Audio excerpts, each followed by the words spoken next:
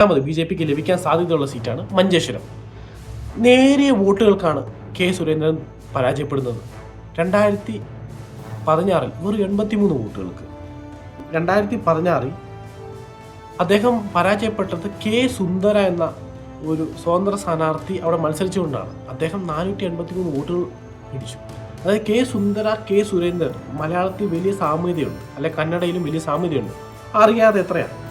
K സുന്ദര ഒരു 467 vote പിടിച്ചു. ഈ വോട്ടുകളാണ് നിർണായകമായത്. അതോടെ ഇന്ത്യൻ യൂണിയൻ മുസ്ലിം ലീഗിന്റെ PP അബ്ദുൾ റസാഖ് അവിടെ വിജയിച്ചു കയറുകയാണ് ഉണ്ടായത്.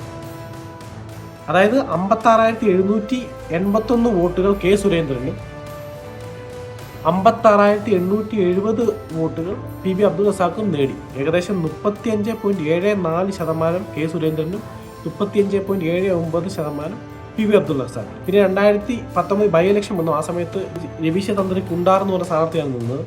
ആ സമയത്ത് MC കമറുദ്ദീൻ ആയിരുന്നു IUML മത്സരിച്ചത്. അദ്ദേഹം വലിയ തോതിൽ വോട്ട് പിടിക്കുകയും വിജയിക്കുകയും ചെയ്തു. വൻ ഭൂരിപക്ഷത്തിലാണ് അദ്ദേഹം വിജയിച്ചത്. 2021 ആയപ്പോഴേക്കും AKN അഷ്റഫ് എന്ന് പറഞ്ഞ പുതിയൊരു സ്ഥാനാർത്ഥിയാണ് ലീഗ് അവതരിപ്പിച്ചത്. അദ്ദേഹം ഒരു കർണാടക അല്ലെ കന്നഡ സംസാരിക്കുന്ന ഒരു വ്യക്തിയാണ്. അദ്ദേഹം മുസ്ലിമാണ്. അദ്ദേഹം 65,858 വോട്ടുകൾ പിടിച്ചു.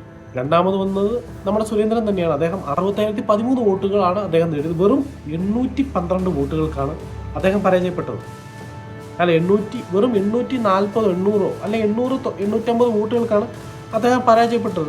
വീണ്ടും ക്ലോസ് അല്ലെ കപ്പന് ചുണ്ടിനും ഇടയിൽ 2 തവണ അദ്ദേഹം പരാജയപ്പെട്ടു. ഈ മുമ്പേ പറഞ്ഞ 3 മണ്ഡലങ്ങളിൽ അത്ര സാധ്യത എന്തുകൊണ്ട് ഞാൻ മഞ്ചേശ്വരത്തിന് കൊടുക്കുന്നില്ല എന്ന് വെച്ചാൽ ഇവിടെയും ഇതേ വിഷയം തന്നെ, മുസ്ലിം കൺസോൾട്ടേഷൻ. മാത്രമല്ല മഞ്ചേശ്വരം മറ്റു മണ്ഡലങ്ങളെ അപേക്ഷിച്ച് മുസ്ലിം വോട്ടുകൾ ഒരുപാടുള്ള മണ്ഡലമാണ്.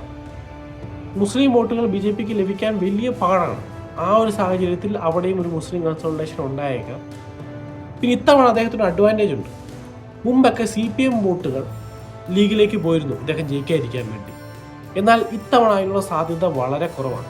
കാര്യം ലീഗിനെ ഒരു സീറ്റ് ജയിപ്പിച്ചാൽ ഒരുപക്ഷെ CPMന് അല്ലെങ്കിൽ LDFന് അധികാരത്തിൽ വരിക അസാധ്യമാകും. അങ്ങനെ ഒരു സാഹചര്യത്തിൽ ഇത്തവണ ഒരുപക്ഷെ വോട്ട് മറിക്കാനുള്ള സാധ്യത വളരെ കുറവാണ്. ആ ഒരു സാഹചര്യത്തിൽ അദ്ദേഹത്തിന് ഒരുപക്ഷെ എളുപ്പത്തിൽ ജയിച്ചു കയറാൻ സാധിക്കും. എന്നിരുന്നാൽ ടഫ് കോമ്പറ്റീഷൻ തന്നെയാണ്. അദ്ദേഹം ജയിക്കുമെന്നൊരു അവസരം വന്നാൽ മുസ്ലിം വോട്ടുകൾ ബൾക്കായി കൺസോൾട്ടേറ്റ് ചെയ്ത് അദ്ദേഹത്തിനെതിരെ തിരിഞ്ഞേക്കാം.